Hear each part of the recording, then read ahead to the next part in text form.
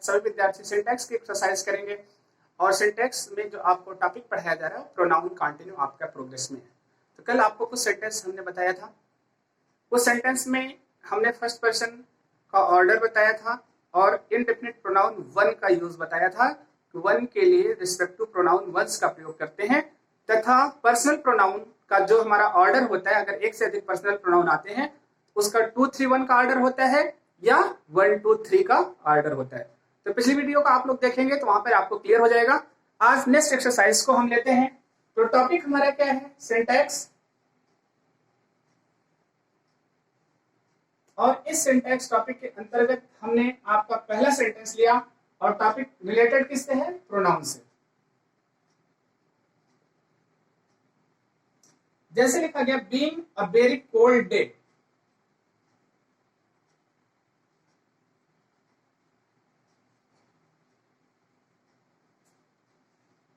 Being a very cold day, I could not go out.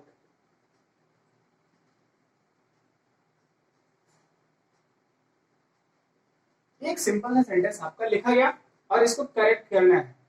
Sentence का मतलब क्या होता है? सेंटेंस करेक्ट करना। तो ध्यान दीजिए, ये सेंटेंस आपका नॉमिनेटिव एब्सोल्यूट से कहा गया कि बहुत ठंडी होने के कारण हम बाहर नहीं जा सके। ठीक है, सब कुछ सेंटेंस हमारा अच्छा लगता है, लेकिन नॉमिनेटिव एब्सोल्यूट में क्या होता है ये हमको ध्यान देने की जरूरत होती है। उसका सब्जेक्ट कभी भी समाप्त नहीं होता, और चूंकि ये सब्जेक्ट हमारा मौसम से रिलेटेड है, मतलब सेंटेंस, इसलिए इसका सब्जेक्ट क्या होगा? इट। तो इसका करेक्शन क्या हो गया?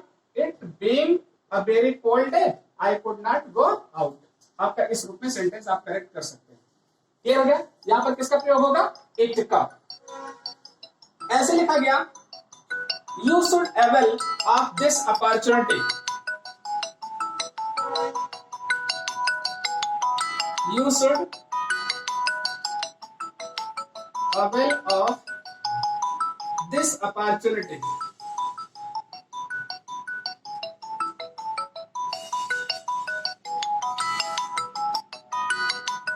You should avail of this opportunity. अब आपको ध्यान में रखना है इसको।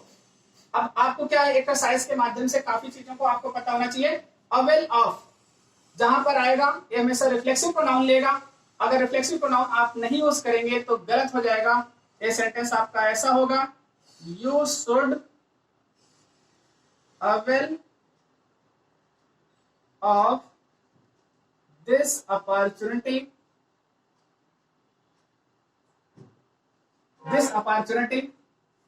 योरसेल्फ। ठीक, क्या हो गया? You should avail of this opportunity, क्या हो गया? योरसेल्फ। तो ये अवेल ऑफ क्या होता है? हमेशा कौन सा प्रोनाउन लेगा? रिफ्लेक्सिव। अगर रिफ्लेक्सिव प्रोनाउन नहीं यूज करेंगे तो सेंटेंस हमारा गलत हो जाएगा। अब अगर आप अपनी किताब से जाते हैं तो आपको पता हो गया, अगर देखेंगे तो रूल नंबर 19 देखिए कौन कौन सी वर्ब ऐसे हैं। अब नोट करके लिख लीजिए, आप यहां पर लिख सकते हैं कौन सी वर्ब ऐसी है जो हमेशा अपने साथ रिफ्लेक्सिव प्रोनाउन लेती हैं। इसमें जैसे आपका लिखा गया अवेल, बीटेक, ठीक है। इसके बाद लिखा गया अब्सेंट, प्राइड, प्राइड के बाद इंजॉय, ठीक है। और इंजॉय के बाद आपका लिखा गया ड्रिंक, ओवरस्लीप,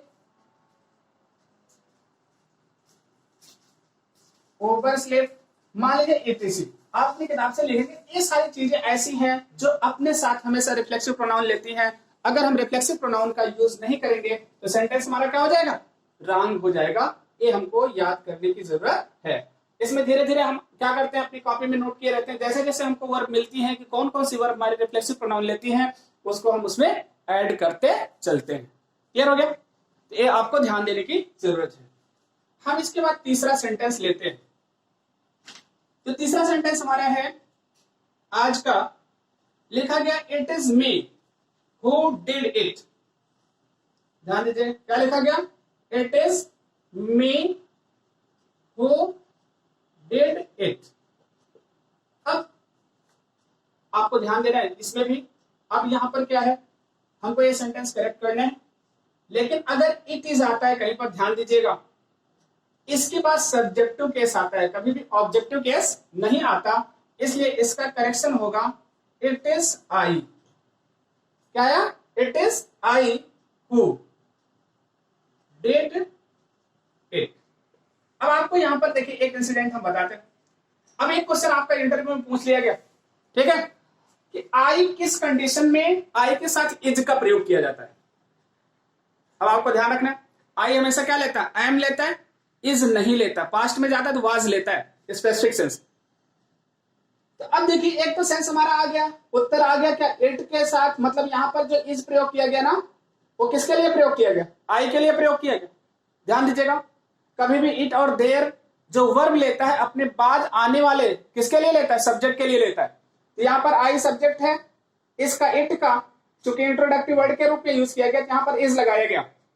लेकिन ये कंप्लीटली सही नहीं है।